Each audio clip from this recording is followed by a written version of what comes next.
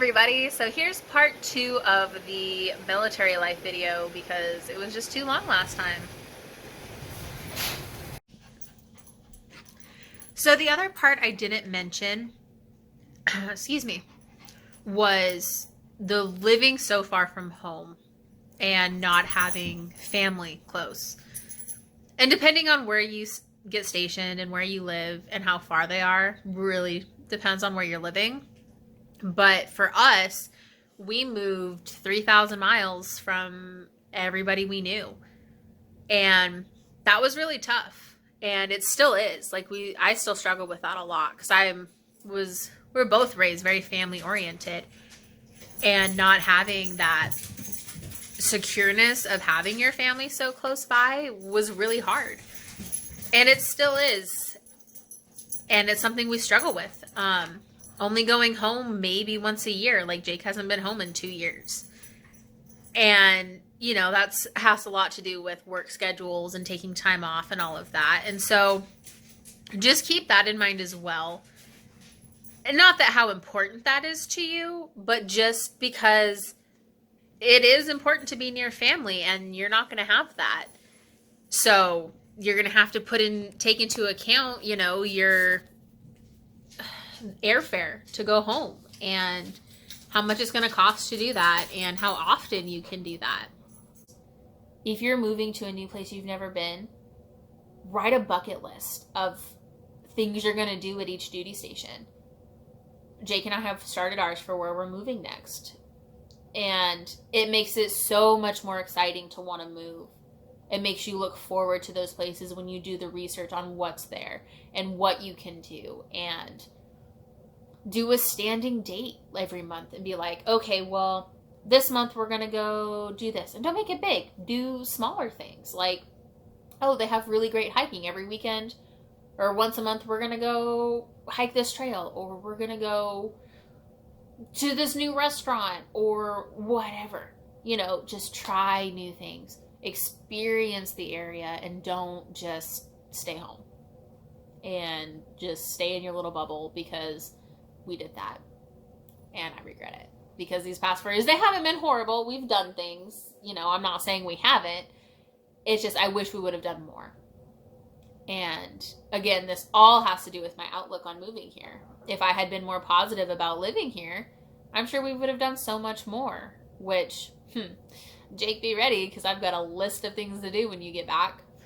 But it's just those things. If you have a list of things to look forward to, and then you have a plan, and I don't know about you guys, but plans make me feel so much more secure. If I have a plan, if I have a schedule, if I have a list, I just feel so much more in control of my life. And this life is so out of control, and you can't know anything. You don't get to control hardly anything. Like, that just brings a little bit of control into this chaos. And for me, makes it so much more manageable and much better. And when I say chaos, it's not horrible. It's not the worst thing in the world. It's really not that bad. But for a planner, I'm just like, I need details. I need to know what's going on. And it's just like, oh, at some point in time, you're doing this maybe, if you feel like it. That's just the complete opposite of what I need. So since there's nothing you can do about it, you just have to make do. And I found that making a plan and having things to look forward to definitely makes a huge difference. So I recommend that. But take advantage of where you're moving. If you have nothing holding you back or you're adventurous, go to the places you've always wanted to. Or somewhere near where you've always wanted to. It's always cheaper to travel there the closer you live. So if you've always wanted to go to Europe, and there's no base open there, find the closest one. Because you can afford a $200 plane ticket versus a $2,000 plane ticket to visit. Or if you're in the States and you're just like, well, I've never been to the southern United States, like Florida, before. That might be fun. Let's go do that. There's a lot to do over there. Do it. If you even have a hint of like 2 or 3 things to do in that area without looking it up, go there. Because once you do look it up, you will find so many more things to do that'll make it more worth it. Not that it's not worth it already for those few things that you can think of off the top of your head. But the more you can think of, the more excited you'll be, and the more fun you're going to have, and the more of an opportunity it's going to be. Because if you look at it as a chore, it will be. But if you look at it as an opportunity, to be even better. Another pro, we'll move over to that. Even though I said the last one was kind of a con, I think it's not. Like, a lot of these cons are the mentality of it. The next couple, not so much. But those first few were they're definitely a deterrent if you make them. But if you're going to be positive about it, it's going to be fine. You know, just look at the positive. Look on the bright side. Be happy. I was not talking to you. But back over to the cons, because I've definitely said way more pros than I have anything negative. I've said a few things, but these next two really go hand in hand together, but they're not something that requires a positive outlook, because they're going to suck either way.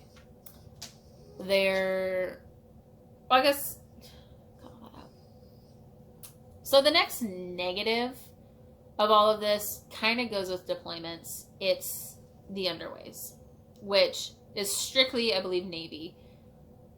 And terminology-wise, underways are basically training. But, sorry, Coda won't move. It's training, but they go out on the ship for an undetermined, well, they know. Sometimes they can't say. But for a set amount of time. Sometimes it's just a weekend. Sometimes it's a week, 2 weeks. Sometimes it's 2 months. Those usually happen a lot closer to deployment just to get ready for it. But with those, hi Coda. Yep, hello. Am I boring you? I'm sorry. Okay, get back. Lay down. Sit. Sit. Thank you. Oh, shit.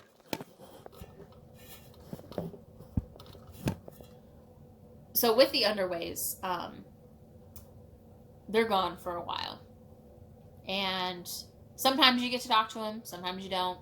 Usually it's email, because not really Facebook or anything like that.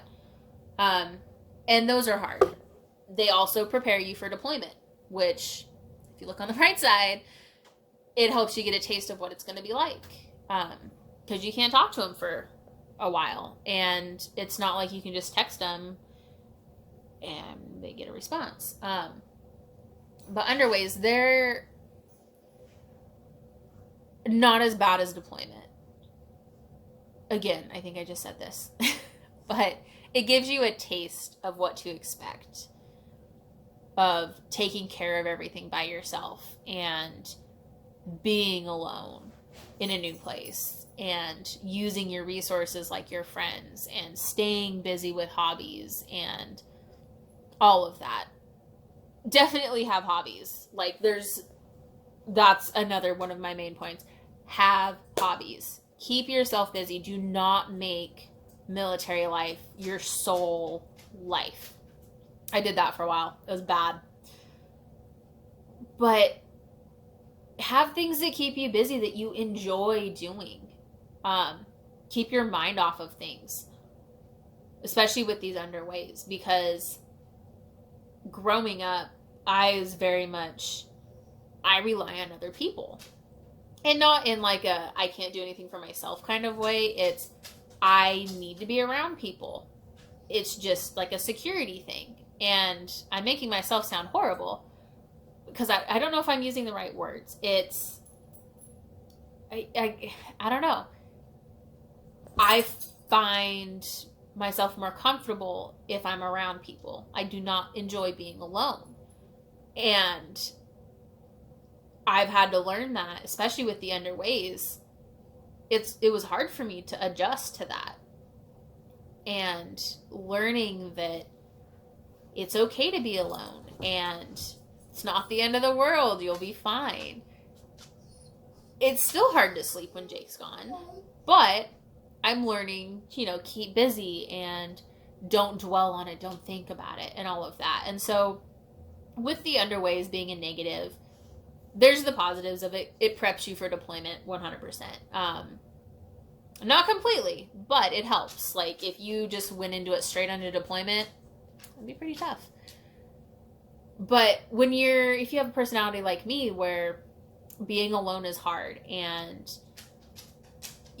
Jake was in charge of the money. Jake paid the bills. He, did all of that. And we agreed on that. I cook, clean, all of that, but he pays the bills. And so I had to learn to take that over when he was gone. And that was a learning curve because I wasn't used to that. And that was an adjustment. But you also have your friends who are going through the exact same thing, who know what you're going through and help you through that, like help you keep your mind off of it and keep you busy, girls' night or, craft weekends or whatever. And it's nice to have those things just to prepare you. And I know I keep saying the same things over and over, and I don't mean to. I'm just trying to be as honest as possible and not go into the whole deployment thing again, because, like I said, I could go on and on about that. It's one of those things where it's a hard position to be put in as the wife, because so much isn't expected of you, but you want to take on more of a role when your spouse's job is so much more demanding than yours, or your life, or what have you, because you want to take that burden away, because they do have to deal with so much. And I wasn't used to that. I was not prepared for that whatsoever, because my husband's a very independent, strong person. Like, he takes care of everything himself. He doesn't rely on anybody. And I love that about him. But I tried to step in and do the things I know I can do to just take it off his plate, because he won't ever ask for the help. And I just know that if it was me, I would be overwhelmed. And when they're doing the kind of jobs they're doing, if you can relieve any of that stress or burden from them, do it. Like, just make their life easier, because yeah, they might come home and play video games and that's all they do. But we don't know what they do all day. Like, maybe they need that just mental break, that they don't have to think, they don't have to take care of anything or something along those lines. So just keep that in mind, because it's not a civilian life. It's not, you both go to work, you both come home, and that's that. There's so much more to this, and it's so in-depth. It literally is your life. And I say that because I know I've been saying, don't make it your life, don't make it your life.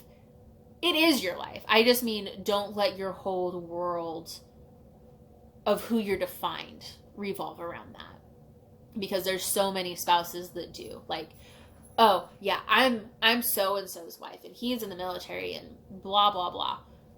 Don't do that.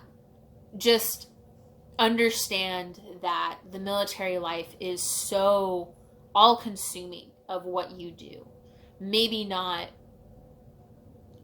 in your household or going to the grocery store, but it determines where you live. It determines how you're getting healthcare. It determines where you're going. It determines how long you're going to be in one place, and if you're going to be alone, and if you have to do things by yourself, and if you can go on vacation, if you can do this, that, or the other. And there's just so many things that, as an umbrella over your life, is the military.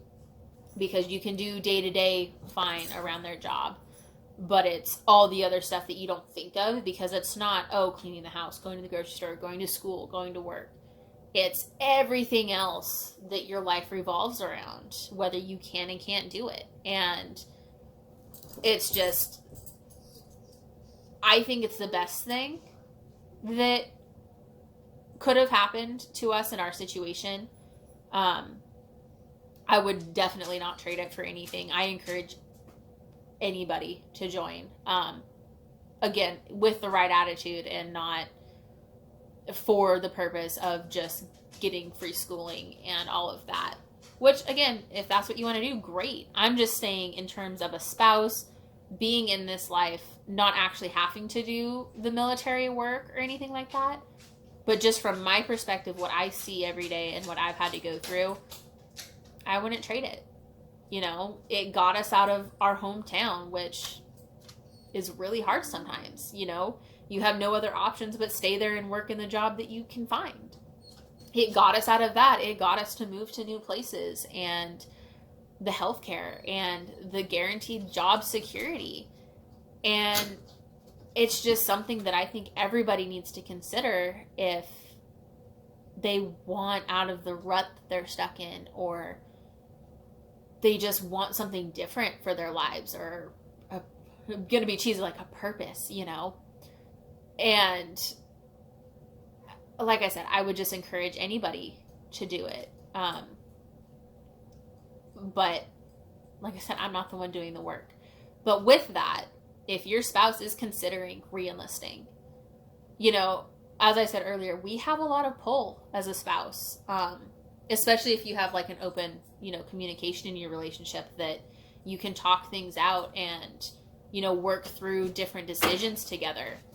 Because if you look at what you get if you stay committed for retirement, like if that's 20 years. All it takes for retirement in the military is 20 years. 20 years of your life and you can retire.